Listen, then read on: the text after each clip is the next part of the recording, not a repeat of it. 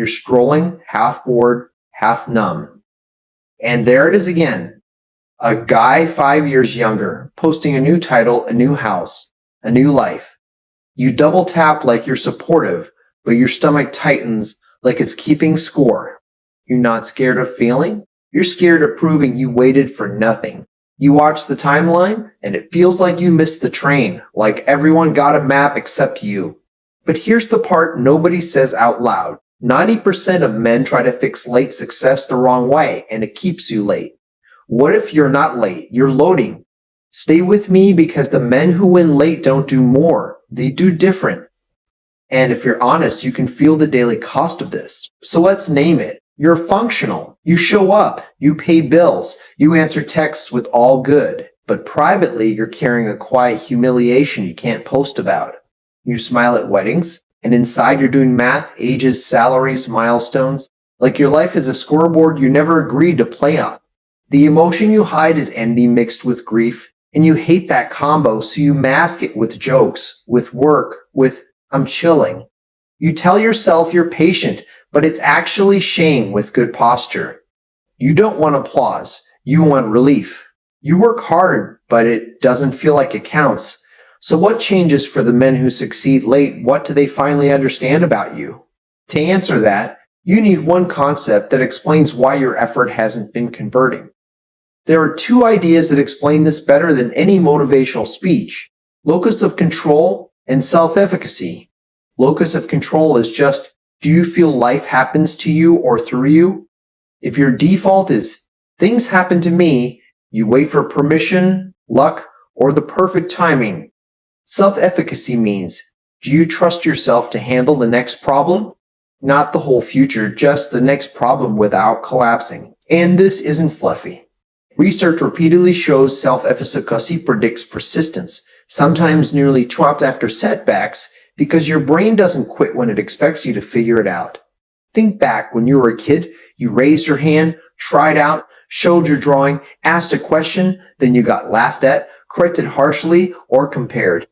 Your brain filed it under, don't try. So you didn't stop wanting it, you stopped betting on you. But here's where it gets interesting. Late success isn't about finally getting confident.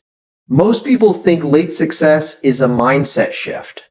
It's actually an evidence shift. You don't wake up at 42 with magical motivation. You wake up when you finally collect enough proof that you can rely on you. That's why copying the early winners doesn't work. They built loud, fast, public. You're trying to build while you're still negotiating with embarrassment. Here's the contrast you need to tattoo on your brain. It's not competence, but competence. But competence is the receipt, not the purchase.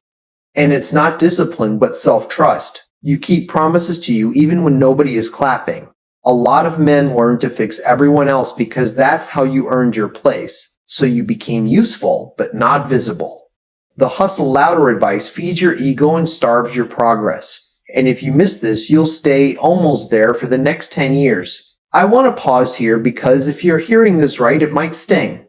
Let me be honest, I've hid it inside. I'm just a late bloomer. It sounds mature. It sounds noble. But sometimes it's just a clean excuse to avoid the one thing that changes your life, being seen trying. Sometimes you call it patience, but it's fear of being witnessed. So no, you don't need another quote. You need a new pattern. And I'm not judging you. I'm describing you because I've been you. Which brings us to the part that actually matters, the identity underneath your timeline. Here's what nobody told you if you bloomed late. It's often because you had to learn survival before you were ever allowed to learn success. You learned to read a room before you read a balance sheet. You learned to keep the peace, absorb the tension, predict the mood, disappear when things got loud. That's not weakness. That's training. You're not broken. You're safety trained.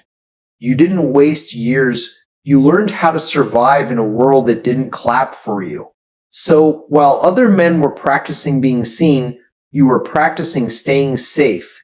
And now you get to convert that same intelligence into impact.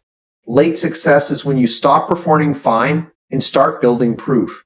You don't have to be polished. You don't have to be ready. You can start messy and still be worthy. You don't need to become someone else. You need to come back to you. The man you're trying to be is already in you. He's just been waiting for permission. Now let's turn that permission into results. Here are the steps you can do this week. So here's what I'd do if I were you. Do this, not that. Because you don't need more intensity, you need more conversion. You're not building a dream, you're building evidence. Step 1, and it takes 30 seconds, write one sentence. If I was already the man I respect, today I would. Then pick the smallest version of that action. Most people write goals. You write behaviors you can do when you're tired. Make it so small you can't negotiate with it. Step 2, 10 minutes. Do one proof rep every day for 7 days. One page, one outreach message, one workout, one pitch, something that leaves a receipt. Most people wait for confidence. You manufacture it rep by rep. Step 3, just 2 people. Tell 2 specific humans what you're doing and when you'll report back. Not for validation, for friction. Most people skip this, but it's the one that actually works. Because being witnessed kills the quiet quitting. Step 4, 15 minutes weekly, review your wins. What you did, what you avoided, what you will repeat. This trains your locus of control. You start seeing cause and effect in your own life. You don't rise to motivation, you fall to your defaults. So change your defaults. But knowing the steps isn't enough. You need the reframe that makes you stay consistent. Summary. You deliver a soft CTA aligned with emotion. Check the pinned comment for a simple late success protocol, a checklist or journal prompt. You invite comments, what age are you, and what are you building, to spark community and belonging, especially for invisible guy and hurt guy. You close with a poetic quotable line that reframes time. The timeline isn't the judge, your next rep is. Key lines. If you want, I put a simple checklist in the pinned comment, no hype, just structure. Comment your age and the one thing you're finally doing out loud. You'll be surprised who's with you. You don't need to catch up to anyone. You need to stop disappearing from your own life. By the time most people realize what's keeping them stuck, years are gone. Don't let that be you. The man you become isn't decided by when you start. It's decided by whether you start again tomorrow. If you made it this far, you're not the guy who gives up. You're the guy who got tired of pretending. So let's make this real. If you want, I put a simple checklist in the pinned comment. No hype, just structure. It's the same proof rep system laid out so you can start tonight. And do something brave for me. Comment your age and the one thing you're finally doing out loud. You'll be surprised who's with you. There are men reading this right now who feel exactly what you feel. Still circling, still waiting.